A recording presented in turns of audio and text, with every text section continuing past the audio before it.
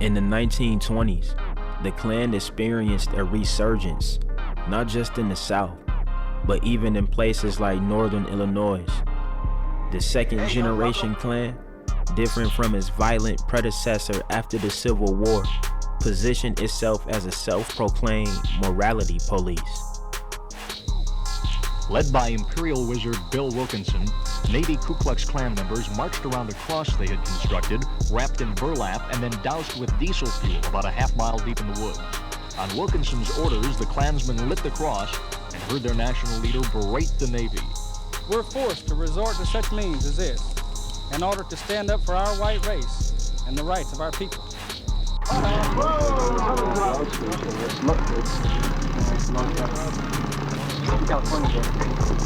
We okay now? Okay. Communist group called the Progressive Labor Party and the International Committee Against Racism. As you can see, they failed. And they'll fail every time they attempt to silence us. Picture this, in the roaring 20s, where the Klan claimed political power in Illinois. Charles G. Palmer, the Grand Dragon of the Illinois Klan, boldly stated, "We know where the balance of power in the state. We can control state elections and get what we want from the state government." The Klan's influence extended to all levels, with Klansmen serving in various government positions. The birth of a nation sparked a revival of the Ku Klux Klan in the 1920s. The Klan's ideology of white supremacy and what they called 100% Americanism resonated across the country.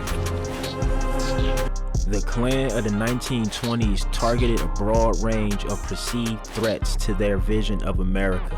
African Americans, Catholics, immigrants, and Jews were on their list of those considered quote-unquote wrong. They advocated for Protestants, whites, prohibition, and law and order. At its peak, 4 to 7 million Americans joined the Klan, including up to 200,000 Illinoisans. The Klan of the 1920s was not a rural Klan, which the Klan of Reconstruction had primarily been. The Klan of the 1920s was very big in surprising places, places like Denver, like Portland, Detroit, which had huge waves of immigration, both of Catholics from Europe and of African Americans coming from the South. The Klan's involvement in Illinois politics reached its zenith in the 1920s. Klan members actively participated in elections, supporting candidates backed by Governor Lynn Small. The group even held massive initiations at the state fairgrounds, creating tension and controversy. The 1920s saw a resurgence of the Ku Klux Klan, an organization that had once been prominent in the years following the Civil War. Why was there a sudden rise in Klan membership? What happened to the Klan? In 1915, a silent film titled Birth of a Nation was released and became very popular. This movie glorified the original Ku Klux Klan. As a result, William J. Simmons founded a new Klan, adopting many of the same costumes and symbols displayed in the film. The Klan's influence in Springfield led to calls for investigation by Representative Thomas J. O'Grady. However, his efforts faced obstacles, and the Klan's secrecy prevailed. The state capitol was shaken by revelations of Klansmen on the state payroll, but the group's bold actions continued. Simply to stand up and say, I'm white, I have rights, I do not believe in preferential treatment to any race, this endangers your career and your livelihood. If the cannot live and work side by side with the Klansmen in the Navy, then the is going to have to leave the Navy. According to one of the hooded servicemen, the Navy has Klan members throughout the service, including sailors who have just been sent to Cuba, but he says they can't come forward. I can tell you that some of our larger clavins that are on ships right now in the Mediterranean We have people serving in the Mediterranean, both onshore and on ships. We have other members in this area that have gone down to Guantanamo Bay, Cuba. If you're in the Navy, and if you're going to get picked up by shore patrol or arrested because of Klan activity, then you're a marked man. Meantime, Wilkinson says he will come back to Norfolk to recruit sailors and that the KKK will flourish in the country. The spark has been ignited within you, within thousands and thousands of young men like you that are in the military now and desire justice. No, they demand justice, and you will receive justice. Mike Deason, Area 10 Eyewitness News.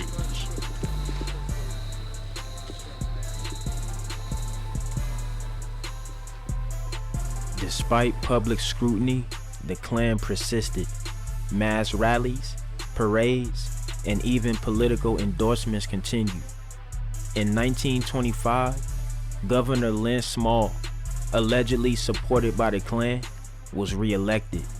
However, both Small and the Klan were on the decline as the decade progressed. Multiple central Illinois towns have been hit with KKK propaganda, and right here in El Paso on 2nd, 4th, and Jefferson Streets, homeowners have gotten Ziploc bags with flyers, business cards, and a rock in them from the KKK. And I spoke with multiple people who say that getting this sort of information is extremely upsetting. All of the stuff that they're saying, the hate speech, is just, what's on there is not meant to be opened by a child. On Sunday, Mackenzie Iverson's friend found one of these bags outside her home. Mackenzie says this makes her feel unsafe in her own town. It does rock my sense of security a little bit, you know, because if these people are in this area trying to recruit for their Klan, you know, that's something that we really need to aware of and take precaution. So Iverson took to social media, where many people commented they received the same hateful messages, and it stretched farther than just El Paso. The American Unity League played a pivotal role in curbing the Klan's influence in Chicago. By exposing Klansmen through public disclosure, the League contributed to the Klan's decline. Meanwhile, Governor Lynn Small faced legal troubles, leading to his eventual downfall. As the 1920s came to a close, the Klan, once a self-proclaimed morality police, crumbled due to scandals and internal conflicts. The American political landscape began to shift, leaving behind a turbulent era. Years of communist and anarchist. The Klan became very popular in rapidly growing cities such as Detroit, Memphis, Atlanta, and Dallas. In these communities, many white Americans were concerned with the rapidly changing nature of their city's culture. In the late 1950s, the Vice Lords emerged from an Illinois boys' home, eventually establishing themselves on the west side of Chicago.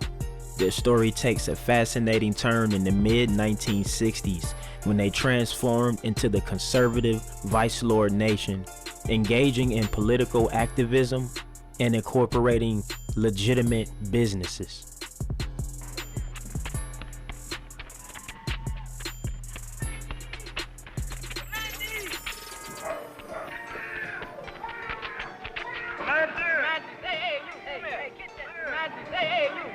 To shed light on this complex narrative, let's talk about a key figure, David Dawley.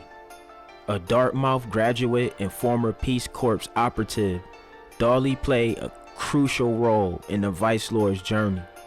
As part of the Peace Corps, he was involved in community development in Honduras before joining Trans-Century Corporation, a private firm linked to the Peace Corps. Any of these killings or any of the murders, how do you stop the killings? How do you stop the killings? You stop the killings by giving people an investment in their community, by making the people here know that they are a part of each other, that by destroying each other, they're not going to solve their problems. Dawley's entry into Chicago coincided with the city's evolving power dynamics. Street gangs, including the Vice Lords, were challenging established syndicates. The African and Hispanic gangs posed a threat to the political machine led by Mayor Richard Daley, who had risen to power through the Hamburg Athletic Club, notorious for violent acts against Chicago's black population. And we think it's reached that proportion where we're trying to have a comprehensive program in order to set it back and in order to reverse that kind of trend. Some of this illegal intimidation that's going on throughout our entire city and throughout the country. The grand jury, here's the state's attorney. What about that grand jury? Well, we have determined through the course of the meeting in our prior weeks to establish a grand jury to investigate intimidation of students, possible extortion of students, and particularly intimidation of businessmen. That's what's been happening throughout our country. There's been a glorification of this gang structure, and that's why it's so serious today. David Dawley's experience in understanding the psychology of gangs became a valuable asset. With Trans-Century winning a federal contract, Dawley was dispatched to Chicago, immersing himself in the city's turbulent underworld. His interactions with vice lords began when he hired them for a survey, marking the beginning of an unexpected alliance. Dawley's connections and influence led to a significant development. In 1967, he secured a $15,000 grant from the Rockefeller Foundation, enabling the formation of Conservative Vice Lords Incorporated. This entity became the vehicle for the gang's legitimate enterprises, marking a pivotal moment in their rise to power. Voting, all these other things that make this world go round, that makes this country function, then we're a potential threat to them. You understand what I mean? We can become a power structure that he may not be able to deal with. You know what I mean? He's protecting his game. He wants to get voted back in on his next term of office. He's afraid of the gang from a political viewpoint. He's afraid of the whole projection that they can become politically involved or form some kind of economic base that someone else may have to deal with. The Vice Lords, with support from Dawley, established themselves as a force in Chicago. Their collaboration extended to other transformed gangs, like the Black P Stones, forming the LSD Alliance. However, conflicts with the Black Panther Party highlighted internal tensions within the activist circles. The idea of the Vice Lord originated from Illinois State Training School for boys in 1957 going into 58. The dudes that was in St. Charles, all the guys in St. Charles belongs to organizations such as Cobras, Imperial Chaplains, the Clovers, the Braves, the Imperial Knights, the Imperial Dukes, Spanish Count, the Barons, several organizations. We had common enemies at that time, but we didn't know who they was. Now we realize the common enemies we had really was police. 95% was the white police in the neighborhood, and black dudes usually didn't have a chance. We felt justice was blind and it was their justice. And we had lost all respect for the judicial court system. We just figured that we couldn't get a fair shake. We would not only destroy, but destroy everything around it. As the 1960s unfolded, the battle for urban America intensified. The alliance of street gangs and reformist elites weakened traditional power structures. Despite opposition from figures like J. Edgar Hoover, the landscape of Chicago politics was undergoing a transformative shift. Used so badly by the white society, the white police, we took it out on the closest thing near us, which was our black brothers. And this was a weak way of getting even with the white society, when all the time we was really just destroying our own neighborhoods. In 1969, challenges arose for the Vice Lords. Key figures, such as Alfonso Alfred and Bobby Gore, faced setbacks. However, the gang secured additional funding from the Rockefeller Foundation. A documentary, Lord Theme, produced in 1970, captured the intricacies of their journey. What we need is a stick across our backs, because we ain't woke up and really saw where our problems are, man, and we still running around here bickering and humbugging with each other. Every time we catch some brothers that's out here dusting and misusing each other, talking about killing and running, get their pistols, it should be a thing where 15 or 20 cats get on these dudes with sticks, man. You understand? And just dust them till they can't go no more. Anything that was going on wrong, we wanted to be the lords of it. We normally had said that the white man normally was the lord of all vice. So we just took their title. You know, instead of the syndicate of the mafia, you know, we just wanted to be vice lords. Lord Thing, produced during the Black Power movement, offered an insider's perspective into the conservative vice lords. Winning a silver medal at the Venice Film Festival, the documentary showcased their efforts at self-transformation during a tumultuous period in U.S. racial history. You should never try to hide that you're a vice lord, because if you can't tell the truth, you should never join up. I showed a Lord Thing documentary because the Lord Thing documentary was a project that the conservative vice lords got a grant funded for just to produce that documentary to show the works that they've done as a community organization. So I showed that to current vice lords and even Gangster Disciples and Stones and showed them, one, how the vice lords work in collaboration with Disciples and Stones, and they formed a citywide coalition called LSD. As the Klan gained more members, they continued to gain political influence as well. Candidates who were sympathetic with the Klan won elections at local and state levels. Indiana even elected a governor who was a Klan member. In some respects, local Klan organizations operated very much like fraternal orders or social clubs. They participated in city parades and held get-togethers or rallies which featured a speaker of some kind. People have got to realize that the old-fashioned ways and old-fashioned ideas and old prejudices and times have ended.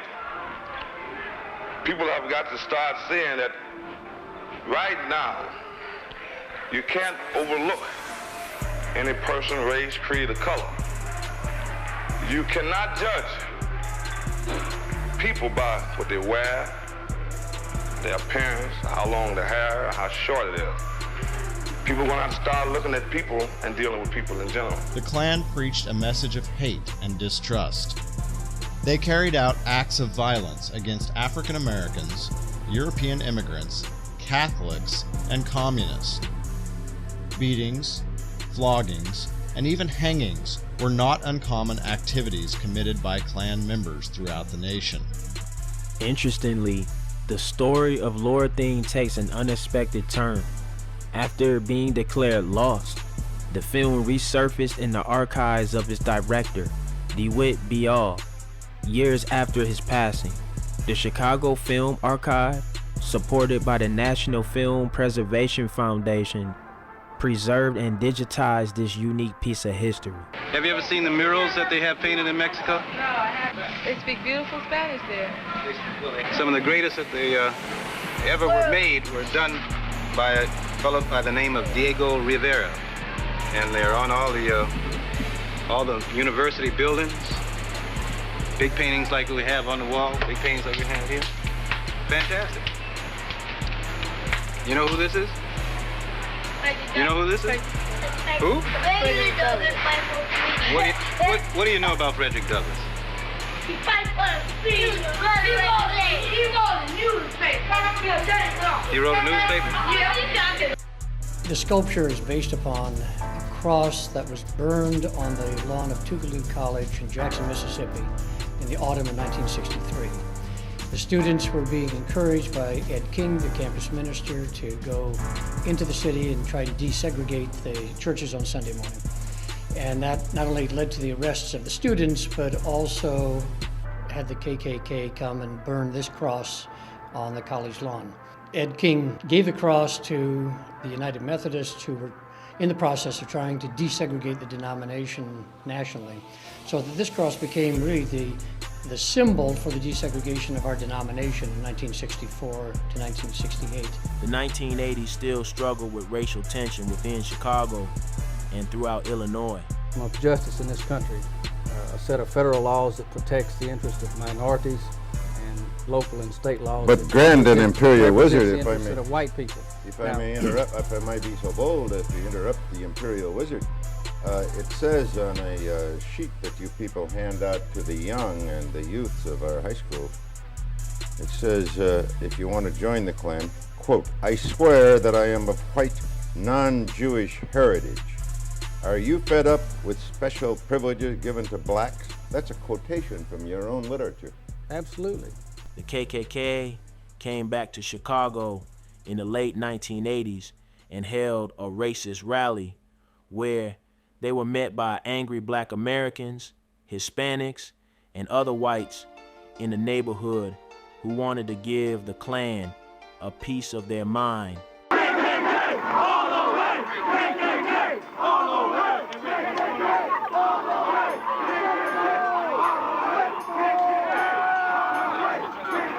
If he got to move that whole block with the militia, he supposed to do it. I'm a citizen. And it's black people that died in Vietnam and Korea for the right to have that car. That's why we here. This ain't no play pretty. This ain't no press media. This is serious business. New mayor.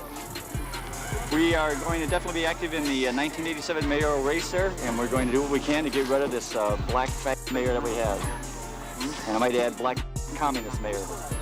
Bill Washington's chief aide, William Ware, died of AIDS. I think that speaks volumes for the Washington administration when his closest associate died of AIDS.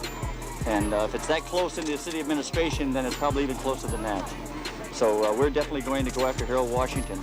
People who live around gangs, people who know them, also know that gangs are nothing new, that they've existed for centuries. That doesn't change. What does seem to change is the form that the gangs take, little by little, decade by decade. In the last decade, many of the 1960 black street gangs were in prison. Latino and a few white gangs came into greater prominence on Chicago's north and northwest sides. On the whole, more violent than businesslike, they are still involved in fights over turf, and random shootings, and in death. They fit the more traditional definition of a street gang, rather than the new image of a crime syndicate. But as more and more of these gang members are moving in and out of the prison system, they too are learning the criminal sophistication that comes with time. Alright, y'all, there y'all have it. Some Black History Month knowledge. You know what I'm saying? Make sure y'all like, subscribe, tap in. And while you here, go ahead, light something up and watch that next video. Drillers and Trappers 247, we out. Catch you on that next video. Gang!